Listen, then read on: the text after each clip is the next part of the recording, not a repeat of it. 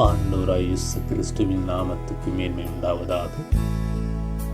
சங்கீதம் 119 வசனம் 7 இப்படியாய் சொல்லப்படுகிறது: உம்முடைய நீதி நியாயங்களை நான் கற்றுக்கொள்ளும் போது செம்மையான இருதயத்தால் உம்மை துதிப்பேன்.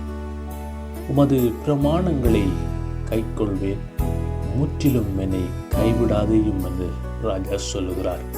அன்பான தேவஜனமே, கர்த்தருடைய நீதி நியாயங்களை நாங்கள் கற்றுக்கொள்ளும் பொழுது, அவருடைய மகத்துவங்களை நாங்கள் அறிந்து கொள்ளும் பொழுது, செம்மையான இருதயத்தோடு அவரை துதிக்க முடியும்.